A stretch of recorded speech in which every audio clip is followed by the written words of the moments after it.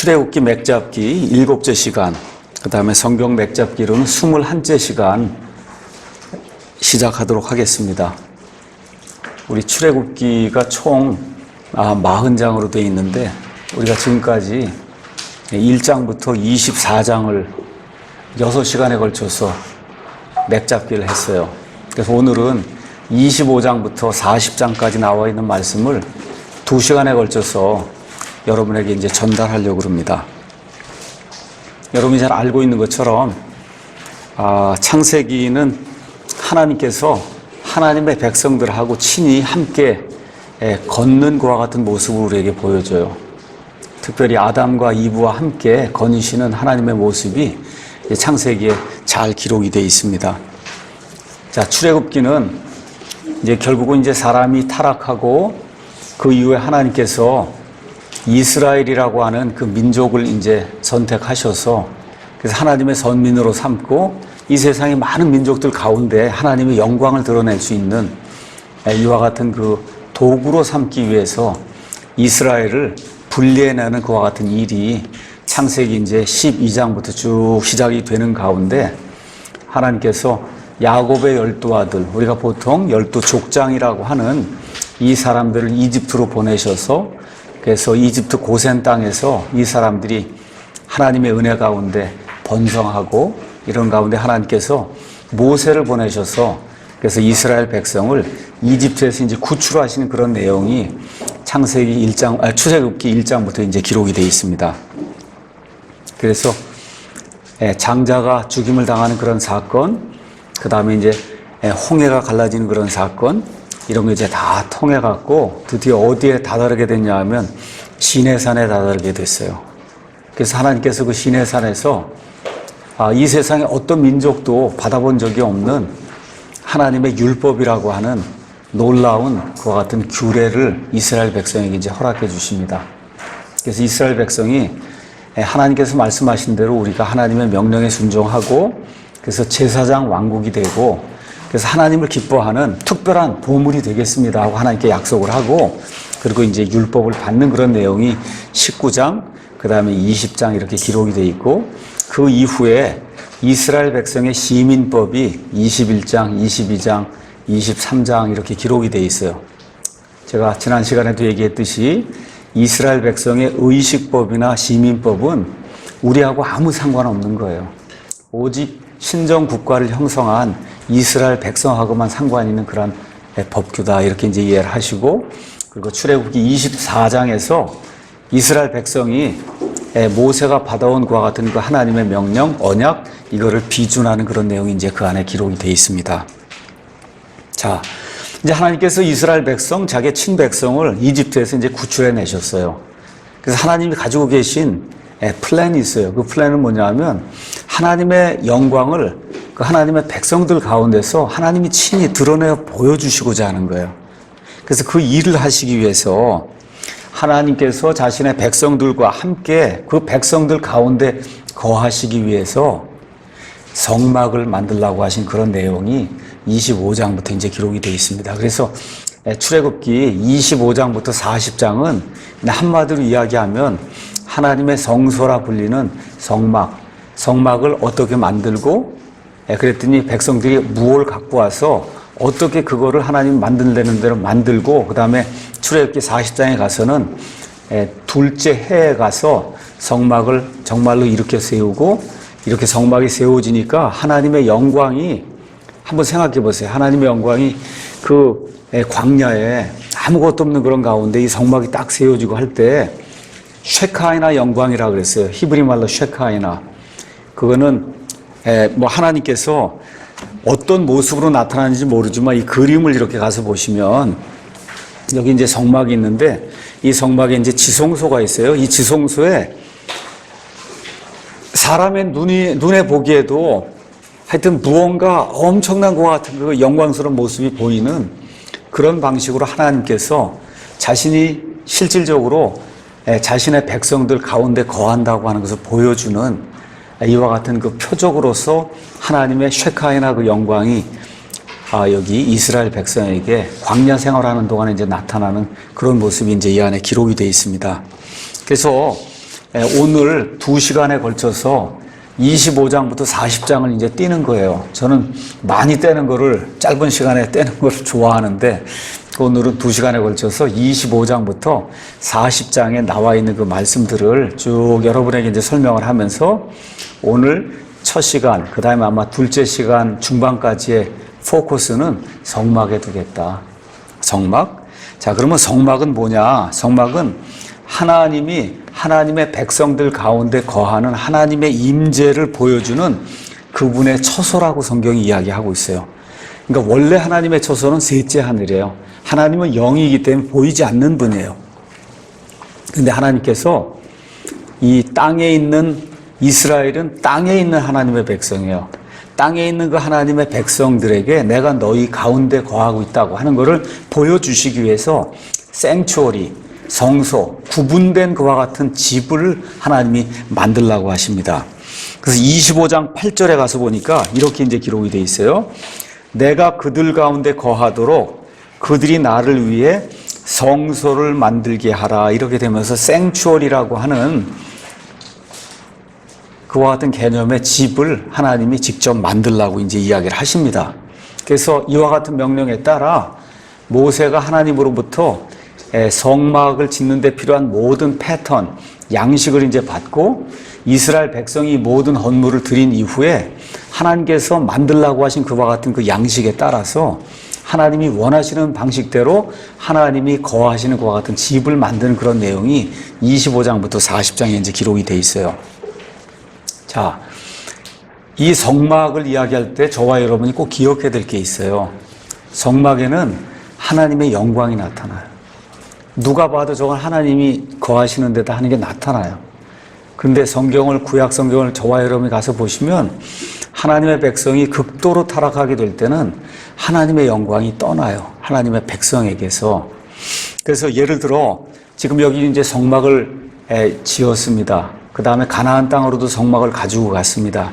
자, 이러는 가운데 이스라엘 백성이 나중에 가나안 땅에 들어가고 그 다음에 재판관들의 시대가 끝난 이후에 마지막 재판관이 사무엘이에요. 그 사무엘 시대에 이스라엘 백성이 엄청나게 배도하는 것과 같은 일을 저질러요. 그래서 사무엘을 가르쳐줬던 그 제사장이 누구냐면 엘리 제사장이에요. 엘리 제사장의 두 아들이 홈니와 비느하스인데 이 홈니와 비느하스가 이 하나님의 집이 있는 성막 여기 있는 데서 음행을 벌이고 하나님께 이렇게 헌물을 드리려고 고기를 갖고 온단 말이에요. 소를 끌거나 하면 그러면 그거를 가져다가 삶아서 자기들이 먼저 먹고 하는, 그래서 하나님 자신을 멸시하는 이와 같은 그 제사장들 하나님이 멸하시겠다고 이렇게 말씀하시는 그런 대목이 나옵니다. 이런 가운데 블레셋 사람들이 쳐들어와 갖고 그래서 결국 하나님의 궤를 뺏어가요. 이 하나님의 영광이 머무는 데가 하나님의 이 성막 그 안에 궤인데 이 궤를 빼앗기게 돼요. 이 궤를 빼앗기게 될 때 이 소식이 엘리에게 전달이 될 때 엘리가 그 말을 듣고 의자에서 넘어져서 그래서 목이 부러져서 죽었어요. 엘리가.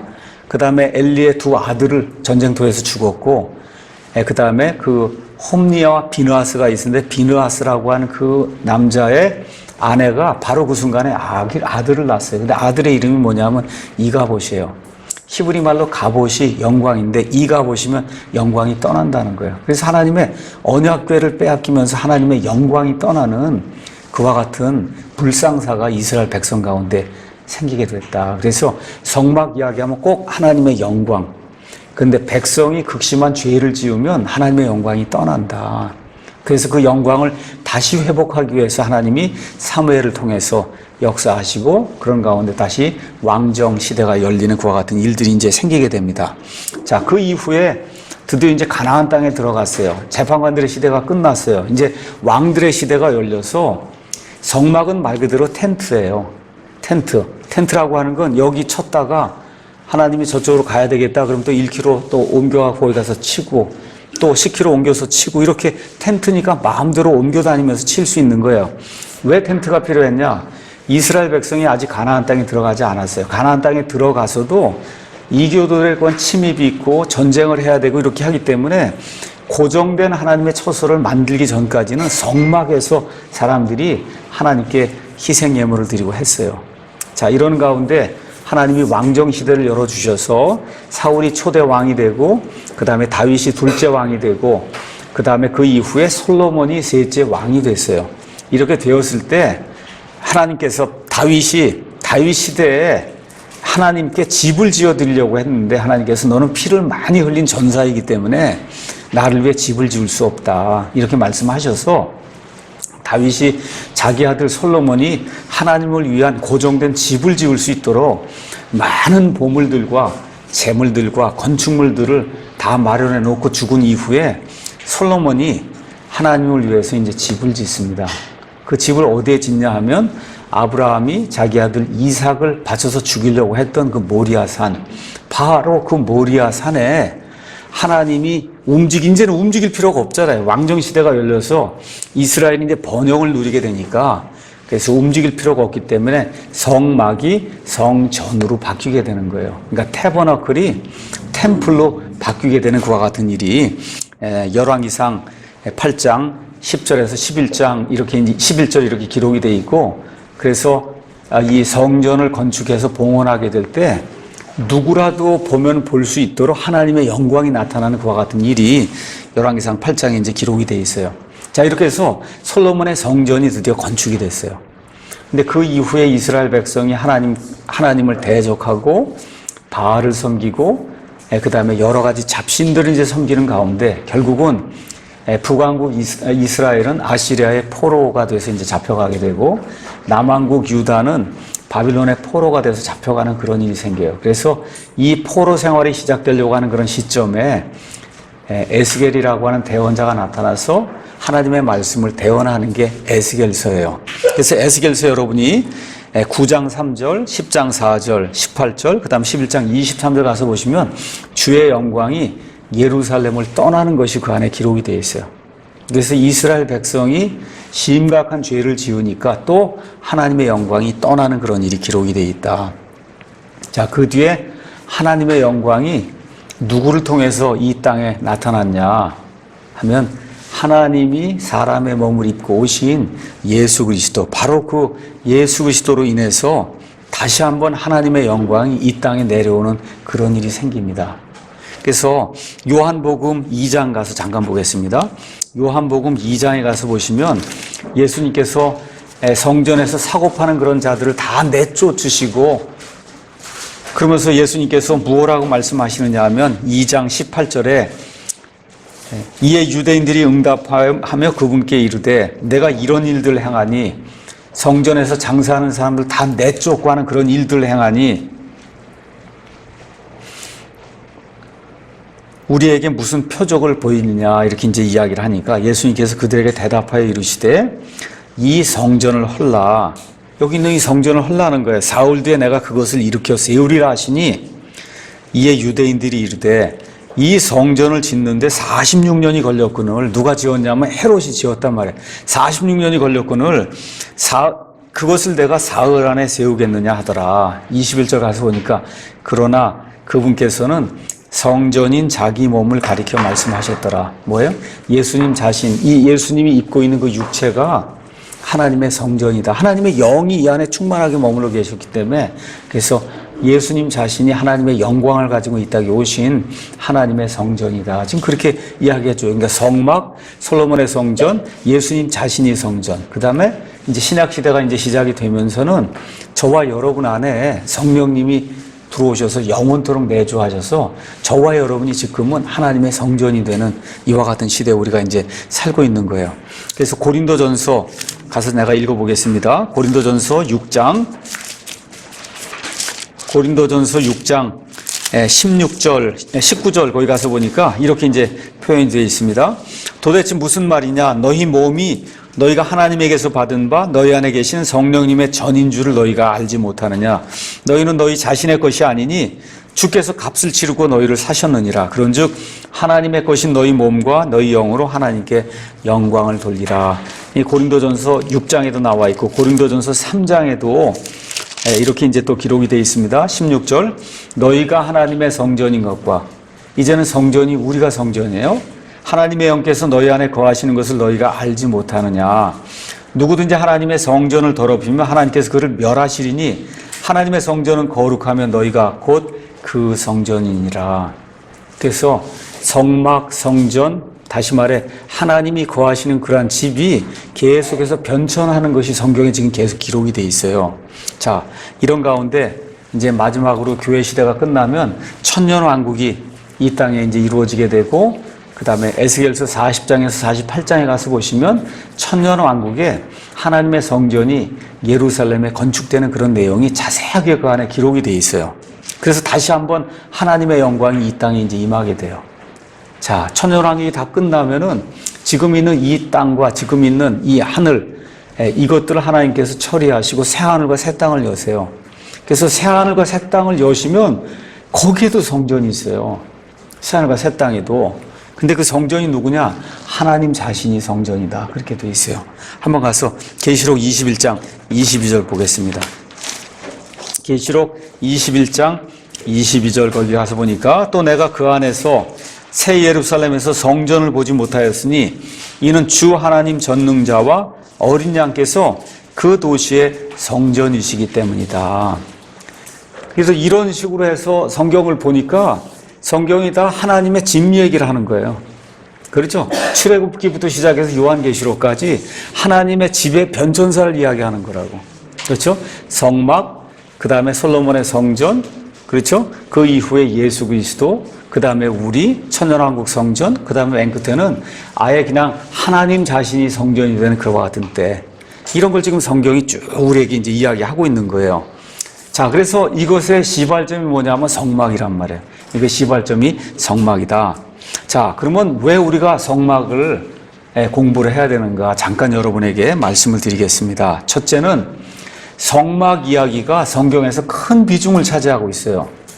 어느 정도 비중을 차지하고 있냐? 출애굽기의 성막 이야기가 13장, 레위기의 18장, 민수기의 13장, 신명기의 2장, 히브리서의 4장에서 성경이 전체가 한 1100장 정도 돼 있는데 그 1100장 정도 중에서 50장이 성막 이야기예요. 그러면 하나의 사건 아니면 어떤 하나의 물품 아니면 하나의 건축물, 이거에 대해서 50장 설명이 나오면 이게 뭔가 중요하니까 하나님이 50장을 할애하시지 않았겠어요? 그렇죠? 그러니까 이게 대단히 중요한 그런 거예요. 그러니까 단일 주제로 성막만큼 많은 비중을 차지하는 그와 같은 주제가 성경에 없습니다. 둘째, 이 성막을 이제 지으려고 할 때 모세가 40일 동안 밤낮으로 시내산에서 머무를 때 하나님께서 직접 성막에 관한 이 패턴, 양식을 제공해 주셨어요. 그러니까 하나님이 직접 지으라고 한 거니까 무언가 대단히 중요한 거라는 거예요. 그렇죠? 그 다음에 저와 여러분이 히브리서를 잘 이해하기 위해서는 우리가 이제 로마서는 많이 읽기도 하고 하는데 히브리서를 읽지 않는 그런 그리스도인이 굉장히 많아요. 우리 히브리서에는 예수 그리스도의 단번 속죄, 예수님이 어떤 분이시다. 그러니까 구약시대에 의식법이 있었어요. 어린 양을 잡아 죽였어요. 피를 뿌렸어요. 그렇죠? 그 다음에 7가지 명절이 있었어요. 그 다음에 여기 나와 있으니까 성막이 있었어요. 이런 모든 것들이 나타내고자 하는 실체가 있었단 말이에요. 그래서 이런 모든 것들은 그림자요, 예표였는데 이것이 예수 그리스도에서 완전히 완성이 되는 그런 모습이 히브리서에 기록이 되어 있어요. 그러니까 성막에 대한 이해가 없이는 결코 히브리서를 이해할 수가 없어요. 히브리서에 대한 이해가 없으면 예수님의 단번 속죄와 예수님의 그 영원하신 그 대제사장직에 대한 그런 이해를 할 수가 없게 되고, 그러면 저와 여러분이 구원받았다고 하는 것이 얼마나 귀중한 것인가 하는 것을 깨닫기가 상당히 어렵습니다. 히브리서가 아주 오묘한 그런 진리를 우리에게 가르쳐주고 있는데 그 히브리서의 그 오묘한 그런 진리를 제대로 이해하기 위해서는 성막 기사를 잘 이해하셔야 돼요. 잘 이해해야 된다. 자, 그래서 성막은 대단히 중요한 영적 진리를 가르쳐 주시기 위해서 하나님이 설계하신 중요한 시청각 자료예요. 그러니까 구약에는 시청각 자료가 많아요. 성막도 시청각 자료예요. 제단 만들어 놓고 거기 양을 끌고 가고 짐승을 끌고 가고 있어서 죽이고 피를 뿌리고 하는 그런 모든 것들이 다 시청각 재료예요. 시청각 재료. 왜 그러냐? 우리가 이렇게 나이가 들면 그런 게 필요치 않지만 이렇게 나이가 어릴 때에는 무언가 시청각 자료를 통해서, 그래서 애들 때는 동화책을 사용하잖아요. 그림을 써갖고 무언가를 설명을 해준단 말이에요. 나이가 들면 그게 없어도 읽기만 하면 되지만, 그래서 구약시대에는 아직까지 원시적인 상태, 영적인 그런 상태로 봤을 때는 초보적인 그런 상태란 말이에요. 율법 아래 있는 그런 상태예요. 이런 사람들에게 시청과 교육을 통해서 하나님의 오묘한 진리를 가르쳐줄 그런 필요가 있는데, 그 오묘한 진리를 가르쳐줄 수 있는 가장 좋은 시청각 자료가 바로 성막이다. 그러니까 성막을 잘 이해하는 것이 대단히 중요해요. 자, 그러면 성막은 왜 하나님이 만들려고 하셨냐? 성막의 용도 몇 가지만 여러분에게 이제 말씀드리겠습니다. 성막은 하나님께서 자기 자신을 죄인들에게 드러내어 보여주시는 그런 장소예요. 그래서 너희가 죄 가운데 태어나서 죄 가운데 사는 너희가 죄인이지만 나는 너희와 달리 거룩한 자다. 그래서 이 성막을 통해서 무엇을 저와 여러분이 깨달아야 되냐? 하나님은 죄를 극도로 미워하신다는 거. 그래서 하나님께 나아가서 하나님의 임재 앞에 서기 위해서는 반드시 희생 예물을 가져가고 피를 뿌려야 한다는 거. 이것이 없으면 결코 하나님의 공의를 만족시킬 수 없다는 거. 이런 걸 하나님께서 이 성막을 통해서 우리에게 이제 보여주시는 거예요. 그래서 성막은 하나님께서 죄인들과 함께 거하시는 것과 같은 장소예요. 또 하나님께서 죄인들을 만나주시는 장소예요. 또 하나님께서 죄인들에게 직접 말씀하시는 그런 장소예요. 또 죄인들을 받아주시고 용서해 주시는 그런 장소예요. 또 하나님께서 죄인들로부터 제물을 받으시고 흡족해 하시는 그런 장소예요. 한마디로 성막은 죄를 지은 사람이 죄를 용서받고 하나님을 만나 놀라운 경험을 할 수 있는 은혜의 장소로, 하나님이 이스라엘 백성을 위해서 또 후에 우리 신약시대 성도들 위해서 특별히 고안하신 시청각 그와 같은 장소다. 그래서 이 성막에서 이스라엘 백성은 성막 예배를 드렸어요. 또 나중에 성막이 성전으로 바뀌게 돼서 다 성전 예배를 드렸어요. 그래서 이스라엘 백성에게 있어서 성전이나 과거의 성막에서 예배 드리는 걸 빼면 이 사람들은 아무것도 아닌 거예요. 그러니까 가장 중요한 게 성막에서 하나님의 임재가 거하는 그 영광을 보면서 그 앞에서 예배 드리는 것이 이스라엘 백성에게 가장 큰 행복이었다. 근데 지난 2000년 동안 예루살렘 성전이 AD 70년에 완전히 회파가 됐거든요. 그래서 지난 2000년 동안 이스라엘 백성이 온 땅에 흩어져 다니면서 한 번도 짐승 희생 예사를 드린 적이 없어요, 성전에서. 그렇잖아요. 그래서 1948년도에 돌아온 이후에 아주 그냥 마음에 그렇게 그냥 사무쳐서 하려고 하는 게 뭐야? 성전에서 희생예물 한번 드려봤으면 좋겠다.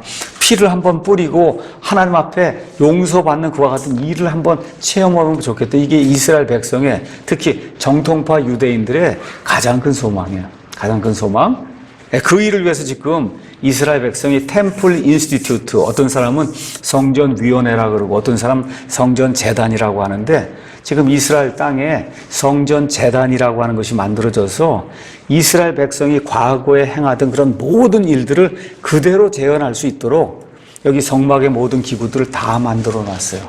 그래서 언제든지 성전이 지어지기만 하면, 그러면 양을 가지고 가서, 소를 가지고 가서, 그래서 하나님 앞에 희생 제사로 하나님께 예배를 드려야 되겠다. 지금 아주 벼르고 있는 그런 상태예요. 이런 찰나에 우리가 성막에 대해서 조금 이해를 하면, 이게 도대체 무슨 얘기를 하는 거구나 하는 걸 제대로 이제 잘 이해할 수 있을 겁니다. 그 다음에 또 하나 저와 여러분이 꼭 기억해야 될 것은, 성막은 예표예요. 성막이 무언가 보여주려고 하는 시청각자료예요. 그 예표의 실체가 예수님이시다. 그걸 꼭 기억하셔야 돼요. 그 성막의 실체가 예수 그리스도다. 자, 그러면 성막의 주요 비품에 대해서 25장은 성막에 필요한 주요 비품에 대해서 이제 이야기를 하고 있습니다. 자, 하나님이 집을 지어야 되니까 먼저 성소를 짓기 위한 헌물이 필요해요. 그게 25장 1절에서 9절에 이제 기록이 되어 있습니다. 자, 성막과 성막의 모든 기구들을 지으려면, 만들려면 양식이 있어야 돼요. 본이 있어야 된단 말이에요. 그 양식은 하나님이 주셨다고 출애굽기 25장 9절 40절 이야기합니다. 9절 제가 읽어볼게요. 또 너희는 내가 네게 보여주는 모든 것에 따라 성막의 양식과 성막의 모든 기구의 양식대로 그것을 만들지니라. 그래서 성막은 잘 기억하셔야 돼요. 예, 셋째 하늘에 참 성막이 있어요. 그 참 성막의 양식대로 하나님이 이 땅에다가 하나 다시 만들려고, 모형을 만들려고 한 곳이 땅에 있는 성막이다. 이해하시겠죠? 예, 그러니까 히브리서 8장에 가서 보면 이렇게 기록이 돼 있어. 한번 가서 보겠습니다. 히브리서 8장 1절. 이제 우리가 말한 것들에 관한 요점은 이것이니 곧 우리에게 이러한 대제사장이 계시다는 것이라. 그분은 하늘들에서 존엄하신 분의 왕좌 오른편에 앉아 계시며, 거기 가서 보니까 하늘들에서 성소와 참 성막을 섬기시는 분이다. 자, 성막이 있으면 제사장이 필요해요. 땅에 제사장들이 많았어요. 그러면 하늘에, 셋째 하늘에도 뭐가 있어요? 여기 성막이 있단 말이에요. 그럼 셋째 하늘에 누가 있어야 돼요? 제사장이 있어야 된단 말이에요. 그 제사장이 누구시냐? 예수님이라는 거예요. 예수님. 그러니까 하늘에 참 성막이 있고 땅에는 모형 성막이 있다. 그러니까 하늘에 참 성막에 참 제사장이 있고 땅에 있는 모형 성막에 땅에 있는 모형 제사장들이 있다. 지금 그 얘기를 지금 해주고 있는 거예요. 자, 그래서 성막과 성막 안에 있는 모든 기구는 다 하나님께서 하늘에 있는 그런 성막의 패턴을 따라서 하나님이 직접 모세에게 이제 보여준 겁니다. 자, 그럼 성막을 지으려면 재료가 있어야 될 거 아니에요. 그렇죠? 이 재료는 다 누가 바치는 거냐? 백성이 바치는 거예요. 그러니까 하나님께 예배를 드릴 때 그 필요한 모든 것들은 하나님의 백성이 드리는 거다. 그 하나님의 백성이 성막을 짓기 위해서 물품을 갖다 드린 그런 모든 일이 출애굽기 35장에 기록이 되어 있는데, 중요한 거 몇 개만 거기 가서 읽겠습니다. 출애굽기 35장 21절 가서 보니까 하나님께 예배 드리기 위해서 헌물을 가지고 올 때 자세를 지금 이렇게 이야기하고 있습니다. 35장 21절 가서 보니까 뭐라 기록이 되어 있냐 하면, 마음에 감동을 받은 모든 자와 영으로 자원하게 된 모든 자가 오고 그들이 회중의 성막 작업과 그분을 섬기기 위한 모든 것과 거룩한 의복들에 쓰도록 주의 헌물을 가져왔다. 주님께 드릴 헌물을 가져왔다는 거예요. 어떤 사람이? 마음에 감동을 받은 사람, 영에서 자원하는 마음이 생긴 사람, 곧 자원하는 마음을 가진 남자들과 여자들이 다 와서 그들이 팔찌와 귀고리와 반지와 납작한 보석과 온갖 금보석을 가져왔다. 이렇게 이제 기록이 되어 있습니다. 29절에도 또 마음에서 자원하여 가져오기를 원하는 이스라엘 자손의 모든 남자와 여자가 주께서 모세의 손으로 만들라고 명령하신 온갖 종류의 것을 만들기 위해 주께 자원하는 헌물을 가져왔다. 그래서 예배 드릴 때 예배자들이 하나님 앞에 헌물을 가지고 가야 되는데, 그 헌물은 자원하는 헌물이어야 돼요. 마음에서 즐거이 내는 그런 헌물을 하나님 앞에 가지고 가야, 그래 하나님께 하나님이 받으실 수 있는 그와 같은 헌물이 된다. 그 얘기를 이제 하고 있습니다. 그래서 몇 가지가 있었냐? 이 성막을 지으려고 하니까 총 14가지 물품이 있어야 됐다는 거예요. 보석도 필요하고 실도 필요하고 뭐 염소 털도 필요하고 오소리 가죽도 필요하고, 이런 모든 거 다 합치니까 14종류가 있어야 됐어요. 자, 그러면 성막에 사용된 재료는 어느 정도냐? 금이 3톤. 여러분, 3톤. 은이 3톤 트럭에 금이 가득 실렸단 말이에요. 순금이. 은이 4 내지 5톤, 동이 4톤, 기타 여러 가지 보석, 제목 등을 다 합해서 지금 돈으로 한 7조 원 정도가 된다. 그러니까 쉽게 얘기하면 황금의 집이에요. 황금의 집. 그 이스라엘 백성이 그 당시에 이와 같은 걸로 자원해서 하나님께 드렸다는 거예요. 그런데 재미있는 것은 이집트를 떠날 때 이 사람들이 종살이를 했으니 무슨 돈이 있겠어요. 그렇잖아요. 어떻게 하겠어요? 하나님께서 이집트 사람들의 마음을 움직여서 이스라엘 백성에게 이와 같은 보석들, 재물들을 빌려주게 하셨단 말이에요. 그래서 이스라엘 사람들이 말 그대로 힘을 쓰지 않고도 이집트 사람들을 노력해서 나와서 이 하나님께 자원하는 그런 헌물을 드릴 수 있도록 하나님이 해주셨다. 그러니까 저와 여러분이 헌금하고 하나님 섬기는 이런 모든 거 우리가 할 수 있도록 하나님이 만들어 주신다는 거예요. 그렇게 믿고 하나님께 기뻐하는 그런 마음으로 내 형편이 닿는 대로 하나님 앞에 헌물하는 것이 이제 좋겠습니다. 자, 이런 가운데 그 당시에는 이 제사장이 입는 옷이라든지 이런 거를 아주 좋은 희귀한 그와 같은 염료로 만들어야 됐어요. 자주색이라든지 이런 거는 그 당시에는 왕만 입는 거예요.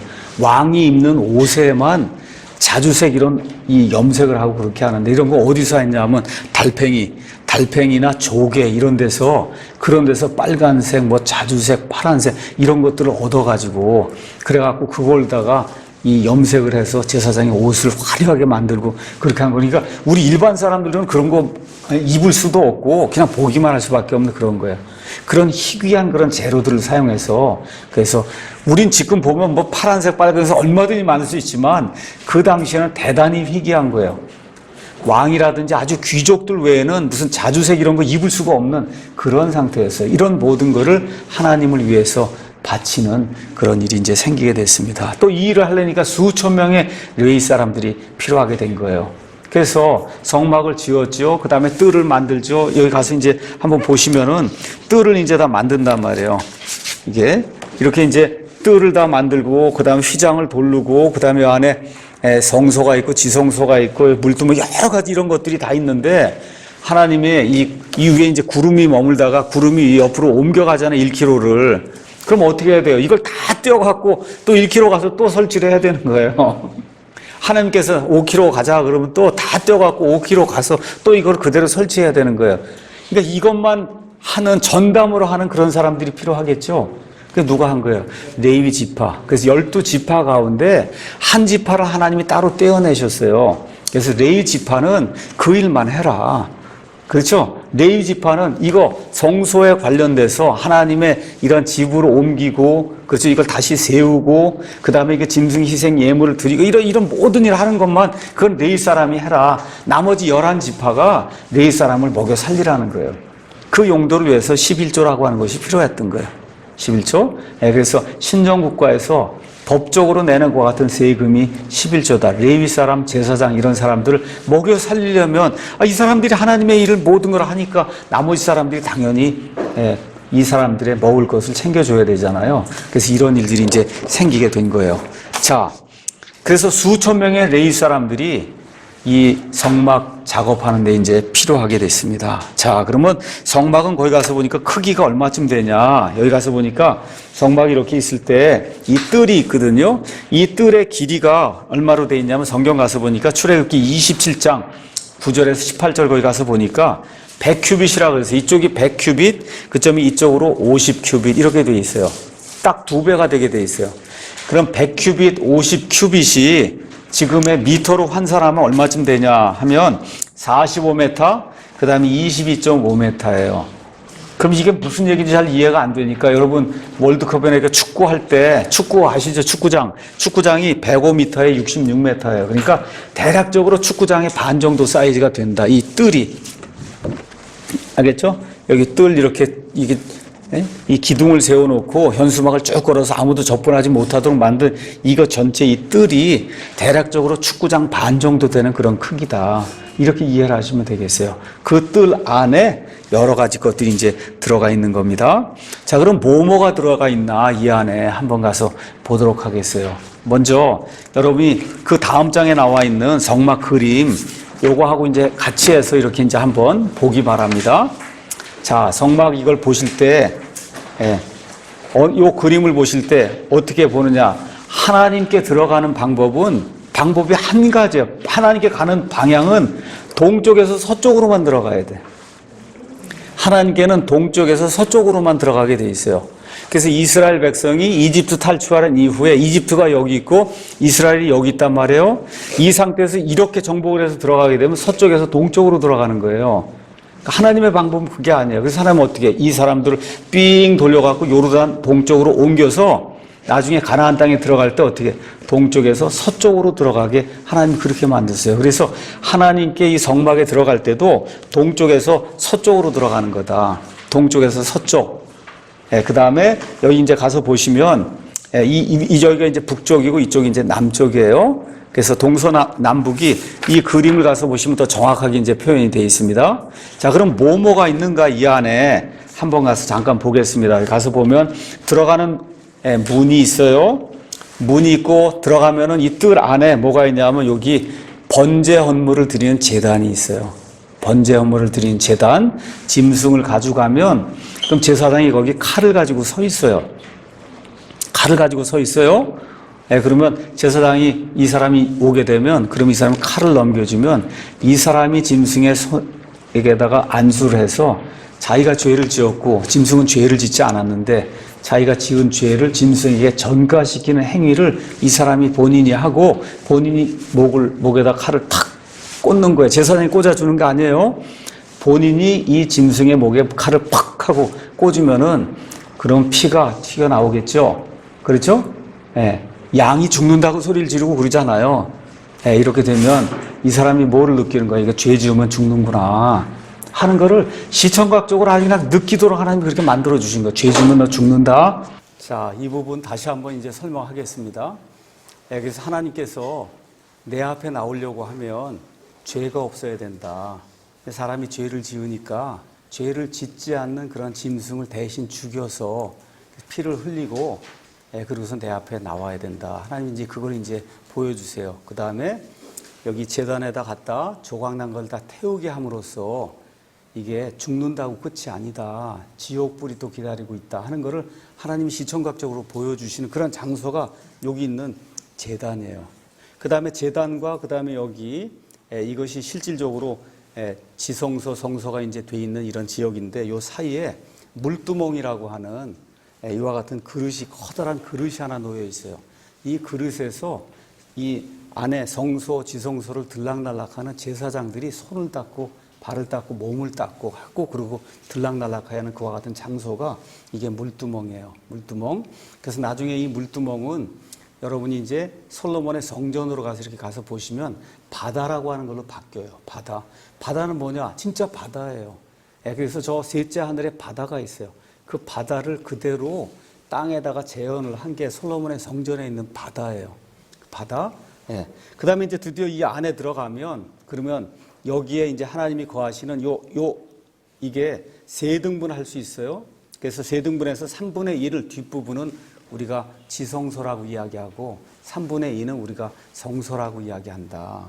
이렇게 보시고 이 지성소 안에는 하나가 있어요. 오늘 이제 우리가 집중적으로 보게 될 언약궤가 있고 언약궤 바로 위에 놓여 있는 긍휼의 자리라고 하는 뚜껑이 있어요. 그게 이 안에 들어가 있는 거예요. 그 다음에 성소하고 지성소 사이에는 휘장이라고 하는 게 놓여 있어요. 휘장. 그래서 이 휘장과 휘장 사이에 저쪽으로는 지성소고 이쪽으로는 성소예요. 이 성소 안에는 여러분 여기 가서 보시면 이 남쪽으로 뭐가 놓여 있냐 하면 남쪽에 여기 등잔대가 이렇게 놓여 있어요. 남쪽에 등잔대가 놓여 있고 북쪽으로는 12개 빵을 올려놓는 빵 진열 상이 놓여 있어요. 이쪽에. 그 다음에 이쪽 지성소를 바라보는 바로 그 휘장 있는 데는 향을 피우는 향재단이 그 앞에 놓여 있어요. 향재단. 알겠죠? 요 정도가 성막에 들어가는 그와 같은 비품이다. 그 다음에 이런 일을 하기 위해서는 사람이 필요하잖아요.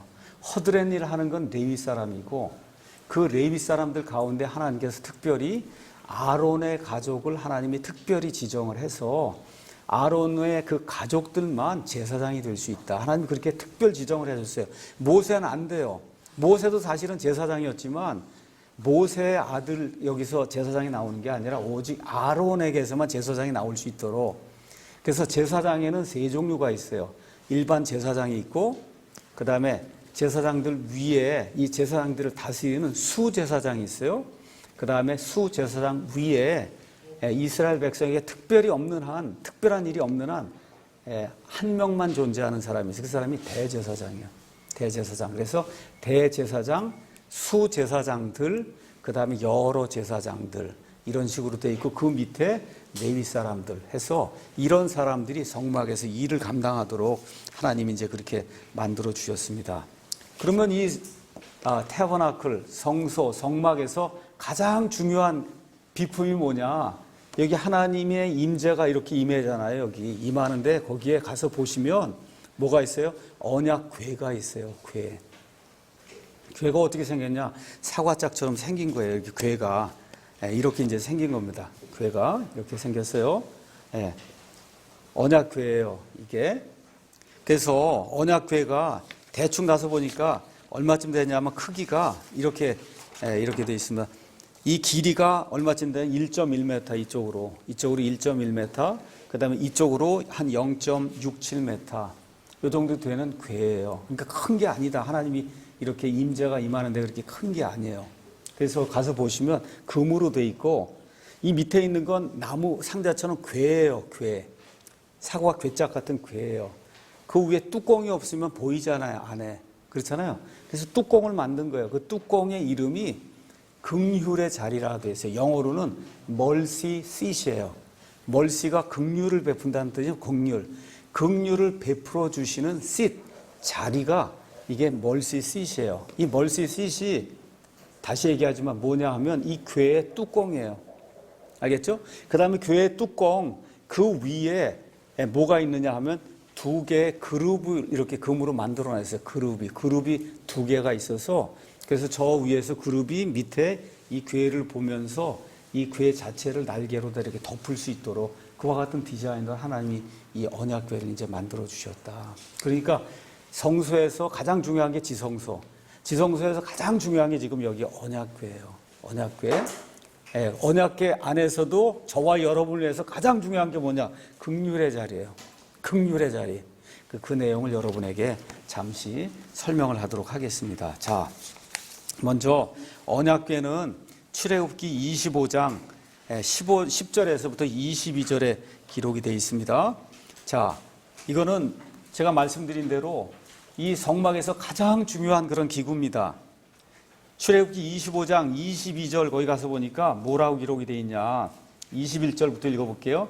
너는 긍휼의 자리를 궤 위에 두고, 궤가 이렇게 있을 때 그 위에다 긍휼의 자리를 두고 내가 내게 줄 증언을 궤 속에 넣을지니라 해서 이 하나님의 언약궤 안에는 소위 우리가 십계명의 돌판이라고 하는 그 두 개의 돌판이 그 안에 들어가 있어요. 하나님께서 시내산에서 하나님의 손가락으로 직접 기록을 해주신 10가지 명령을 담은 두 개의 돌판이 있죠. 그렇죠? 이 두 개의 돌판이 하나님의 이 언약궤 안에 들어가는 거예요. 22절 거기서 내가 너와 만나고 긍휼의 자리에서 하나님이 만난다는 거예요. 긍휼의 자리 위, 곧 증언궤 위에 있는 두 그룹 사이에서 그룹이 이렇게 있는데 요 두 그룹이 만난 여기 있잖아요. 요 사이. 알겠죠? 요 사이에서 너와 대화한다는, 이스라엘 백성과 대화한다. 근데 이스라엘 백성이 여기 못 들어가요. 누구만 들어가요? 대제사장만. 그것도 1년에 단 한 차례 7월 10일 속죄일에만 들어가는 거예요. 속죄일에만 들어간다. 이렇게 해서 하나님이 그때 이스라엘 백성을 속죄해 주시는 그런 일이 발생했어요. 내가 이스라엘 자손을 위해 내게 명령으로 줄 모든 것에 대하여 대화하겠다고 하나님 말씀해 주세요. 그러니까 이스라엘 백성에게 있어서는 언약궤가 가장 중요한 거예요. 언약궤가 가장 중요하고 언약궤 중에서도 뭐가 제일 중요하냐 하면 여기 있는 긍휼의 자리가 제일 중요한 거예요. 이 긍휼의 자리를 개역성경은 시은좌라고 표현했어요. 시은좌. 그러니까 은혜를 베풀어 주시는 자리다. 이렇게 이제 이야기했고 영어에는 mercy seat. 그래서 긍휼 자리다. 이렇게 이제 표현해서 하나님이 긍휼을 베풀어 주시는 그런 일이 이 안에서 이제 생긴다. 이렇게 이제 이야기해 주고 있습니다. 자, 그럼 이 하나님의 언약궤 안에는 뭐가 들어갔냐? 성경 가서 보니까 세 가지가 들어갔다고 성경에 기록이 되어 있습니다. 조금 아까 읽은 대로 하나님의 증언을 담은 두 개의 돌판이 안에 들어갔고, 그 다음에 민수기 16장에서 17장 거기 가서 보시면, 그러면 이 고라의 무리들이 모세와 아론을 대적해서 반역을 일으키는 그런 내용이 나와요. 이렇게 될 때 거기에 하나님께서 이 아론의 막대기에서 싹이 나오게 만드는 그런 일을 하세요. 그래서 아론의 막대기가 이 안에 이제 들어가게 됩니다. 그 다음에 출애굽기 16장 가서 보니까 하나님께서 40년 동안 이스라엘 백성을 광야에서 만나로 먹여주셨어요. 그래서 만나를 담은 그 항아리를 이 언약궤 안에 보관해서 내가 이걸로 너희를 먹여 살렸다는 걸 하나님이 볼 수 있도록 그렇게 만들어 주셨어요. 그래서 세 가지가 들어가는 겁니다. 뭐예요? 십계명의 두 돌판, 그 다음에 아론의 막대기, 그 다음에 만나 항아리. 근데 재미있는 것은 이 안에 들어가는 세 가지가 다 이스라엘 백성의 반역하고 상관이 있어요. 첫째, 십계명의 두 돌판. 이제 조금 이따 이제 공부하겠지만 모세가 십계명의 두 돌판을 가지고 내려왔는데 이스라엘 백성이 어떻게 했어요? 우상을 숭배했잖아요. 그렇죠? 그래서 결국 그 두 돌판을 깨뜨려 버리잖아요. 그리고 다시 올라가서 두 돌판을 또 놔둔단 말이에요. 그렇죠? 이스라엘 백성의 반역이 거기 나와 있습니다.